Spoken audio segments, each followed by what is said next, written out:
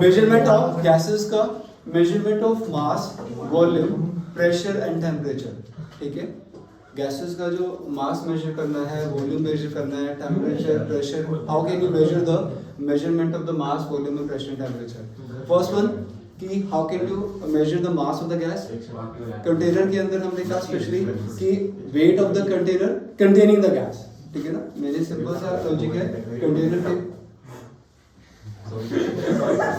Container के अंदर gas place की है। ठीक है, इसका वेट किया मैंने अपना, ठीक है, जिसमें गैस पे कर किया कंटेनर का विद कंटेनिंग द गैस, उसका वेट किया गया एंड देन फिर इसको एम्प्टी कर दिया गया, उसका वेट कर दिया गैस के साथ। उसका वेट मिल रहा है मुझे इन दिस वे 3.54 ग्राम। हाँ जी, एम्प्टी कर देता हूँ तो वेट मिलता है 3.51 ग्राम। So that what is the weight of the gas? 0.03. So this way we can easily measure the mass. We can measure the mass of the gas. We can find out the mass of the gas. First one कि gas का मास कैसे major करना है जी। जिस भी container में है उस कंटेनिंग द गैस उसका वेट कीजिए, एम्प्टी कंटेनर का वेट कीजिए, सब्ट्रैक्ट कीजिए, you can find out the mass of the gas. Second one, that is the volume. Volume कभी भी माइकल्स के अंदर दिस चैप्टर वो मेंशन करेगा the volume of the gas is this, नहीं, नेवर। ही सेज दैट कि we have a 2 litre vessel, the volume of the container is 200 centimetre cube, 1 litre, 2 litre, 5 litre. We can say जो आपका container का volume है वही gas का वही volume है। ठीक है ना, वी कैन से दैट कि सिंपल जितनी गैस मेरे पास इस कॉर्नर में है, oxygen, nitrogen and carbon dioxide, उस कॉर्नर में भी उतनी ही गैस है। ये नहीं कि वो वैरी करेगी ऊपर जाते, नहीं, ऐसा कुछ नहीं है। सो जो आपका कंटेनर का वॉल्यूम होगा वही आपका गैस का भी वॉल्यूम होगा। न्यूमेरिकल के अंदर कभी मेंशन नहीं कर रखा होता कि the gas volume is this, नहीं, वो हमेशा कंटेनर का वॉल्यूम देगा, रूम का वॉल्यूम, वेसल का वॉल्यूम, वही आपका गैस का भी वॉल्यूम है। क्लियर?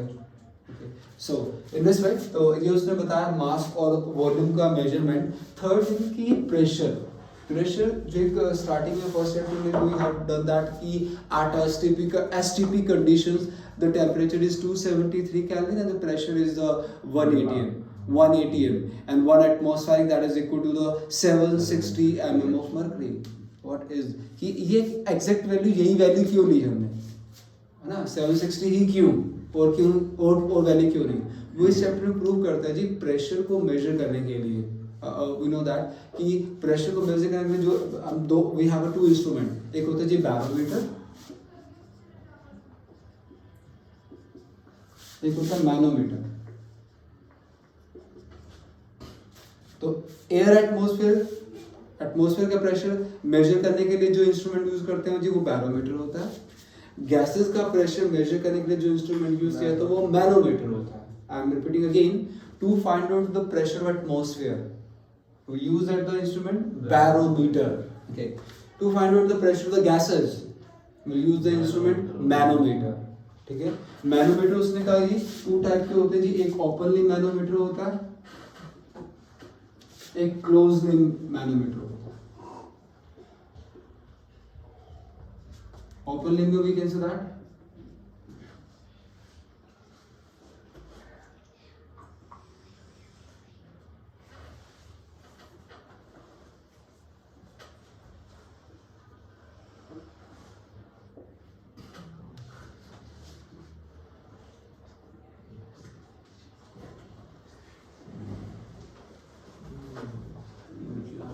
क्लोजली में माउथ क्लोज हो जाता है बस।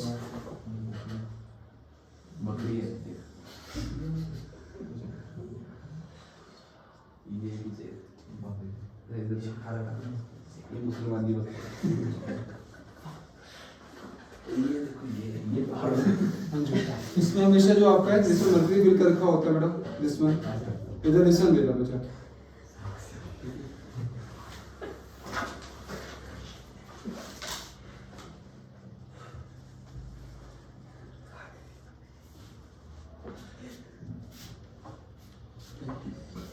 तो दैट इज द मैनोमीटर, जिसमें हम अपना सिंपल अपना गैस को फिल करेंगे। ठीक है, जब बिल्कुल एम्प्टी है तो ये दोनों जो आपके सिंपल मर्क्यूरी फिल का होता है, दोनों आर्म्स के अंदर मर्क्यूरी लेवल इक्वल होता है। जैसे ही गैस फिल करता हूँ, हाँ जी, जैसे क्लोजली में गैस को फिल किया मैंने अपना, तो वो इन दिस पे प्रेशर एक्सर्ट करेंगे तो मर्क्यूरी वो आगे मूव कर देते हैं। तो with the help of this difference, ठीक है ना, विद द यहाँ पे इस पे सारी मार्किंग कर रखी होती है, इस पूरी रोड के ऊपर पूरी मार्किंग होती है।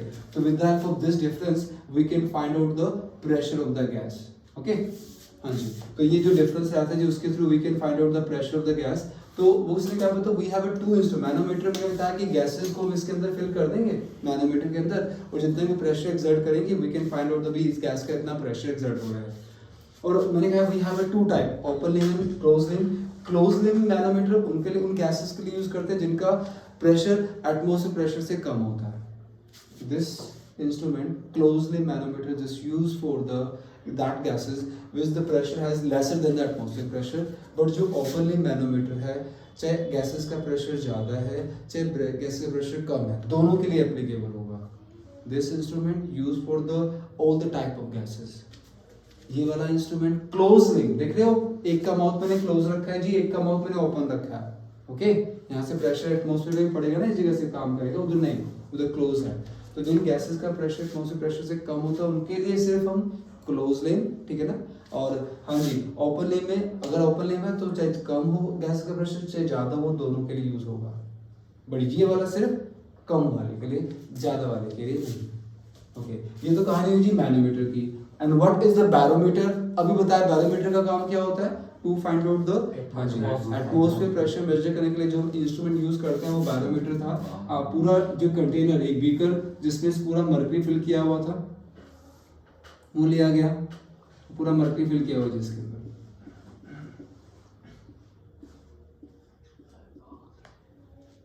ट्यूब के अंदर मर्क्यूरी फिल करके जिसपे इसमें भी, इसमें पूरा मर्क्यूरी फिल करके उसको इन्वर्टेड करके जिसपे इसमें डिप कर दिया गया। ठीक, तो क्या देखते हैं, जो मर्क्यूरी का लेवल है एक हाइट तक मिलता है जी हमें अभी।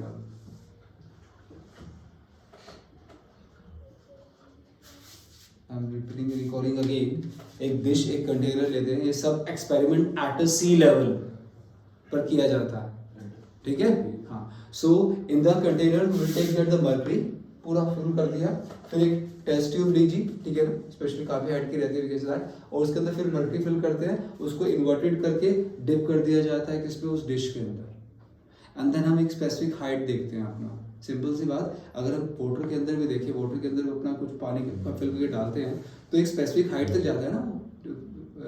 लेके भी आऊँगा एक सिंपल अपना ग्लास ट्यूब रहती है, वो नाम याद आ रहा है मेरे को, कैपिलरी ट्यूब, सॉरी, हाँ कैपिलरी ट्यूब दिखाऊंगा कि लेवल कैसे उसमें पानी का लेवल राइज होता है।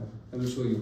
सो अब उसने कहा कि एक्चुअली क्या है कि देखो जी, अब वो क्या है कि एटमॉस्फेयर, इधर से एटमॉस्फेयर का प्रेशर हुआ जिसने उस मर्क्यूरी को अंदर की तरफ पुश करके उसको ऊपर तक पहुंचाया।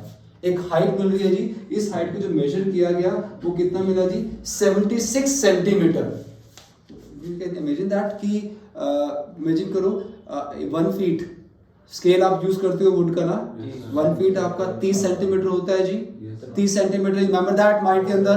Okay, and 76 30 and again 30 again 15 we can start 60 हो गया ना 75 तक। तो you can just imagine that इतनी हाइट पर मर्क्यूरी का मूव करना मायने रखता है। Remember that? ये तो I'm saying that कि in this way तो you can imagine that कि वो ग्लास ट्यूब कितनी बड़ी रही होगी जिसमें हमने सारा एपरेटस तैयार किया। तो हाँ जी, वो 76 सेंटीमीटर जो 180 जो लेके चलते हैं जी हम अपना, that was the 76 सेंटीमीटर। अगर आप मिलीमीटर में लेके चले तो 760 mm ऑफ मर्क्यूरी। अब क्लियर हुआ कि 76 सेंटीमीटर हाइट मिली थी हमें, जिसको mm के अंदर 760 बोला जाता है, ठीक है। 760 mm हुआ ऑफ, क्योंकि ये सारा एक्सपेरिमेंट किसके विद रिस्पेक्ट किया गया, किसको यूज करके किया गया था, मर्क्यूरी को। दैट्स व्हाई जो स्टार्टिंग से हम एक वर्ड यूज करते आ रहे हैं अपना Kartik, that is the 180 m is equal to 760 mm mercury. That is the story behind this. मतलब ऐसे नहीं कि दिल किया और हमने यूज कर लिया, सब चीजें प्रैक्टिकली प्रूफ होती है, देन उसको यूज करके हम रिजल्ट निकालते हैं। तो that is the 180 m is equal to 76 centimetre होता है, 760 mm मर्क्यूरी होता है, 760 टोर भी होता है, TORR। टोरिसिली साइंटिस्ट था, टोरिसिली साइंटिस्ट था जिसने यूनिट दिया हमें अपना, तो 760 torr, it is same thing, 180 m is equal to 760 torr के इक्वल भी होता है। Pascal is the also unit of pressure, you know that, ठीक है ना, pascal is the also unit of pressure. तो कुछ terms are there. 1 Pascal, that is equal to the 1 bar. We can say that. 1 ATM is equal to 1 ATM is equal to, but 1 bar हम equal to ले लेते हैं, but exactly 1.01325 बार के equal होता है. 1 बार जो होता है 0.987 ATM के इक्वल होता है. इधर लिसन, हाँ जी, तो नॉर्मली हम 1 ATM इक्वल टू 1 बार ही लेते हैं, ठीक है. तो एग्जैक्ट में 1 ATM इक्वल टू 1.01325 बार होता है. 1 बार में इतने ATM रहते हैं जो हम लेके चलते हैं अपना, and 1 bar is equal to 10⁻² kilo pascal. और किलो में कितने पावर रहती है? 10⁻³ तो 1 बार के अंदर अगर मुझे पास्कल में कन्वर्ट करें 10⁻5 पास्कल होता है जी. एक बार जो है 10⁻5 पास्कल के इक्वल होता है. These the units you should know that because we use that in numerical. कि अगर हमें बार में गिवन है और हमें पास्कल में जाना है या पास्कल में गिवन है तो हमें बार में जाना तो वी कैन कन्वर्ट दैट. तो these are the unit of the pressure. Atmospheric, mm, centimetre, torr, pascal, newton metre जो बोलते थे अपना सिंपल अपना, उसके with respect we can assign that again the pressure unit for the pressure. तो that is the scenario of the story for the pressure. अब बात थी कि इस वाले केस में भी यहाँ पर भी मर्करी यूज किया गया, और इन दिस वे यहाँ पर जो फिल कर रहा हूँ वहां भी मर्करी को यूज किया जाता है. भी मर्करी ही क्यों, दूसरा कोई एलिमेंट क्यों नहीं यूज किया गया? मर्करी को यूज क्यों करते हैं अपना? पहला रीजन उसने बताया जी, एक तो जी वी कैन से दैट कि वो लिक्विड जो है can flow but does not easily, वो फ्लो करता है और चलते हुए पीछे किसी भी सब्सटेंस से स्टिक नहीं होता, इजीली मूव कर जाता है जी. पहली सबसे बड़ी advantage. You have seen that mercury. कभी घर में थर्मामीटर को तोड़ा, ठीक है, थोड़ा सा चलो कर जाए तोड़े में. So we can say that listen. हाँ जी, so we can say that कि सिंपल अपना मर्करी जो है वो इजीली है मूव करता है. We can watch that YouTube also, no issue है, right? तो वो किसी भी तरह और मूव करते हुए पीछे किसी भी सब्सटेंस से स्टिक नहीं होता. तो सबसे बड़ी एडवांटेज की वो एक मूव करते हुए ग्लास में जब मूव करता है हमारे पास तो पीछे स्टिक नहीं होगा क्योंकि उसके साथ फ्रिक्शन नहीं लगेगा जिससे वो इजीली मूव करके हमें प्रॉपर रीडिंग दे पाएगा. पहला रीजन.